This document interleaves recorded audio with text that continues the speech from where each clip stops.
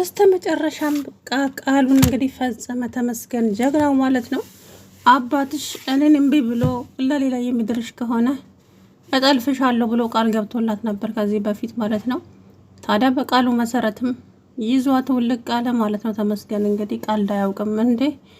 ይሄን ሁሉ አመት አንቺን ስጠብቅ ኖሬማ አንቺ ሌላ ሰው አትሆኝም፣ አንቺ የኔ ብቻ ነሽ ሲል እንግዲህ በጣም ተናዶ ተናገረ ማለት ነው ተመስገን። ከዛ በኋላ እንግዲህ ሁሉም ነገር ወደ ቦታው ይመለሳል ብዬ ተስፋ አደርጋለሁ። ልጁም ደግሞ በሽመለው የማንቆራጥጣት ባሏ እኮ ነኝ፣ አንተ ዞር በል ደግሞ ገና ያልታጨች ሚስት ባሏ ነኝ ትላለህ እንዴ? ቤት ሀገር ነው ደግሞ ይሄ ወግ አሰዳቢ ምን አይነት ሰው ነህ ብሎ የትሁት አባት እንግዲህ ልጁን ተቆጡት፣ አዲሱን ልጅ ማለት ነው። እንዴት ነው የምትንቀኝ? እባክህ እኔ እኮ ባሏ ነኝ። ቆይ እንዴት? ከዛ በኋላ አረ ምን እየሆነች ነው እች ልጅ እንዴ? ምን አይነት ነገር ነው? ከዛ በኋላ እንዴ ቆይ ምንድን ነው የተፈጠረ ነገር አለ እንዴ? አዎ የተፈጠረ ነገርማ አለ እንጂ በጣም የተፈጠረ ነገር አለ እንዴ።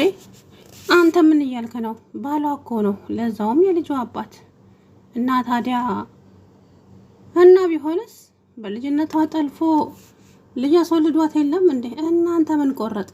ወለደላትም አልወለደላትም ምን አገባ? ብቻ ጉልበት ካለህ ተጋፈጥ።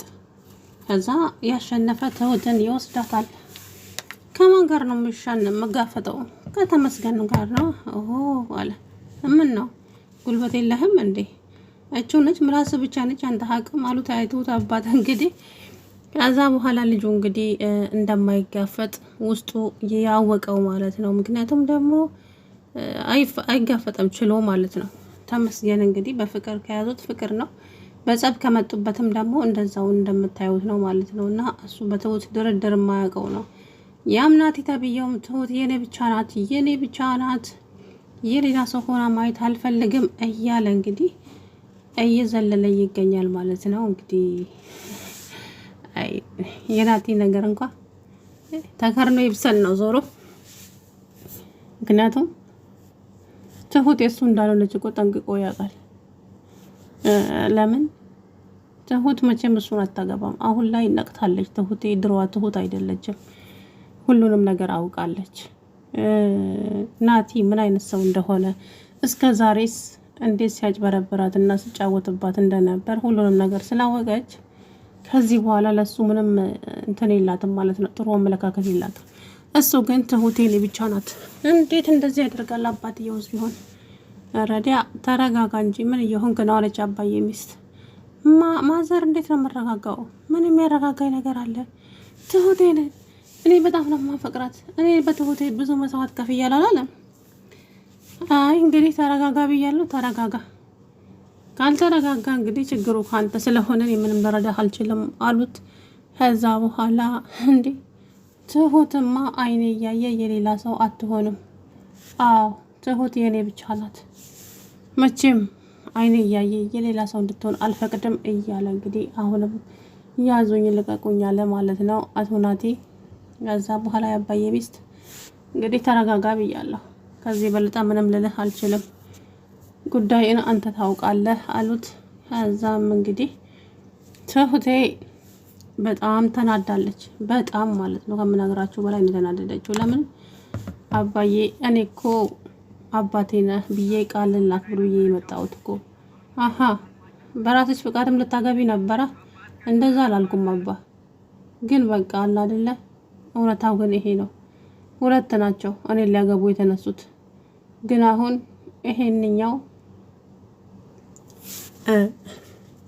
ተመስገንን መርጫለሁ እኔ፣ አንተም ደግሞ ተመስገን ትመርጥ። ምን የጉድ ሀገር አሉ። ጭራሽ ተመስገንም መረጥሽልኝ። እንደው ምን አይነት ጉድ ነው አንቺ? ተመስገን ትያለሽ እንዴ? ተመስገን ምን እንዳደረገች ታውቂያለሽ እንዴ? አዎ አውቃለሁ አባዬ፣ ምክንያቱም ብዙ ነገር አድርጎኛል፣ ብዙ ነገርም እንትን ብሎኛል። ግን በቃ እኔ በጣም ነው የምወደው፣ እሱ የኔ ብቻ ነው እያለ እንግዲህ ከዛ በኋላ ትሁቴ እንግዲህ ተመስገን ሲደውልላት በጣም ደስ አላት። አባዬም ደግሞ አንቺ ተረጋጊ የኔ ልጅ መረጋጋት አለብሽ። አባዬ እንዴት ነው የምረጋጋው? አባቴ እኮ ስለማታውቀው ነው። ቢሆንም እንግዲህ ከሽማግሌ የሚያልፍ ነገር የለም።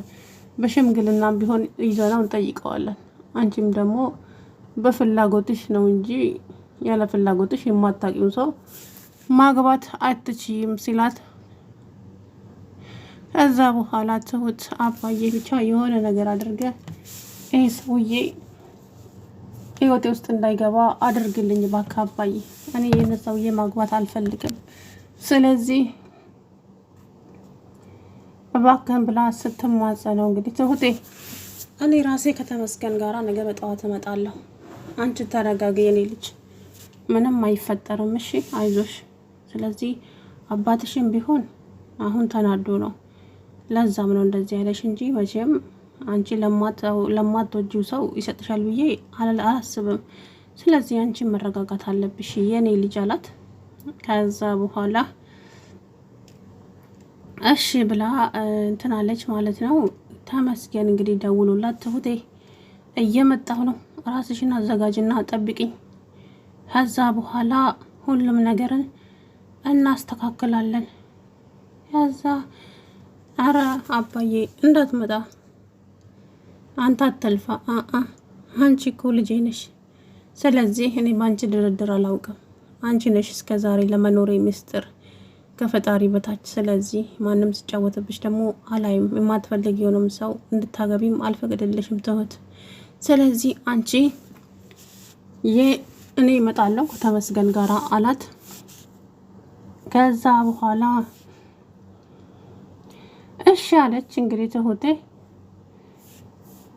ከዛም እንግዲህ አባዬ እውነት በጸባይ ግን ለምኜሃለሁ፣ ባትለምኚኝ ምን ልትሆኚ ምን ልታመጪ ሲላት፣ አባዬ ምንም አላመጣም፣ ግን በቃ እኔ የማልወደውን ማግባት አልችልም። ስለዚህ ተረዳኝ። ጭራሽ ባል የምትመርጪው አንቺ ነሽ? አዎ አባዬ። ከዛ በኋላ እና ምንድን ነው አባዬ?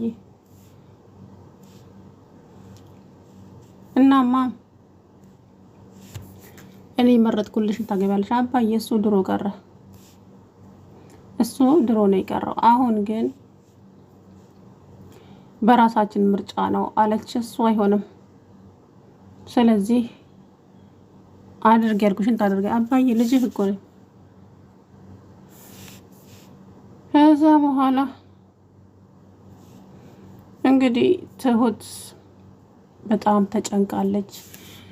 እህቷም ደግሞ ለሌላ ሰው ልትዳር ነው ማለት ነው። ከዛ በኋላ ያኛው የትሁት አፍቃሪ አዲሱ ማለት ነው ልጅቷን ተከታትሎ ጫካ ውስጥ አንቺ ስሚ እህትሽን እንደምንም ብለሽ አሳምኚ የኔ ሚስት እንድትሆን፣ አንቺም ደግሞ እሷን ተገላጋያትና ቶሎ ብለሽ እኔና አንቺ ማናች እኔም ትሁትን ላግባና አንቺም ደግሞ ድልሽን ሞክሪ አላት።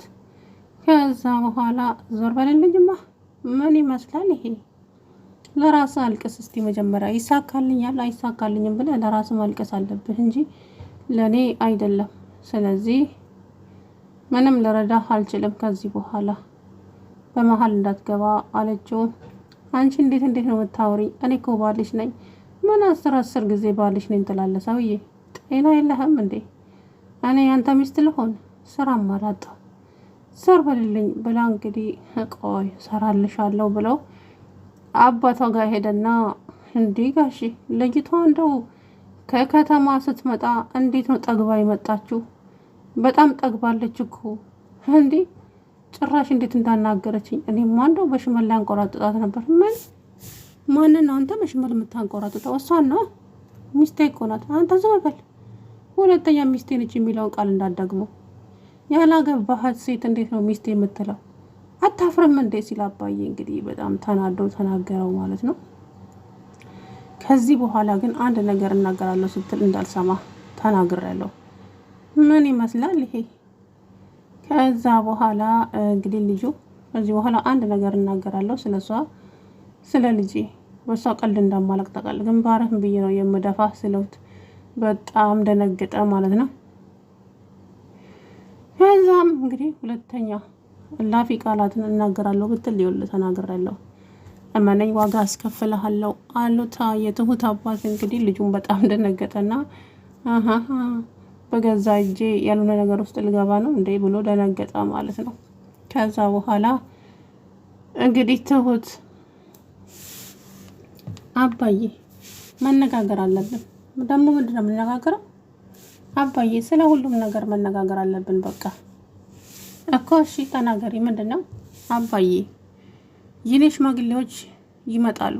ስለዚህ እኔ የምልህን ምረጥ።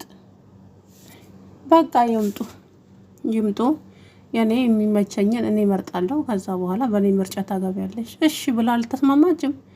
እና ያ ልጁ እንግዲህ ካመጣ እሱ የመረጠውን ጥሩ ሰው ካመጣ ልጁ አባትየው እሱን ይመርጣል ማለት ነው።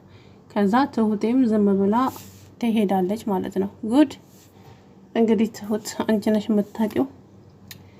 ብቻ ትሁቴ ስቃዩ በዝቷል። እኔ የናቲ ነገር ነው በጣም እያሳቀኝ ያለውና ትሁቴ እኔ ብቻ ናት። ትሁቴን ማንም እንዲነካብኝ አልፈልግም። አስመሳዩ እኮ ነው ናቲ። እውነት ትሁት የኔ ብቻ ናት። አዎ የኔና የኔ ብቻ ናት። ማንም ሰው እንዲነካብኝ አልፈልግም አለኩ መገነ ላይ። ከዛ በኋላ እንግዲህ ትሁት እሺ ይሁንልህ እንግዲህ ማንቻ አባዬ ሚስት ማለት ነው። ይቅርታ የኔ ልጅ እንደኔ እሷን እርግፍ አርገታውና የራስህን ህይወት ብትኖር ይሻላል። እስከ መቼ ነው አንተ ትሁትን የምትጠብቀው እንዴ? ትሁት ያው ተመስገን አለ፣ እሱም አያገባትም። እሷ የኔ ብቻ ናት። አዎ ትሁቴ የኔ ብቻ ናት። የማንም ሰው ልትሆን አትችልም በታምር እያለ እንግዲህ ያዞኝ ልቀቁኝ አለ ማለት ነው።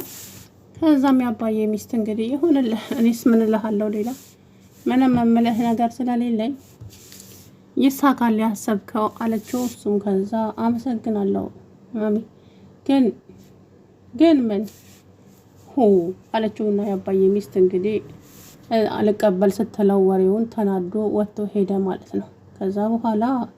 ከዚህ በኋላ ደግሞ እንግዲህ ምን እንደሚፈጠር ምንም የምናውቀው ጉዳይ የለም ማለት ነው።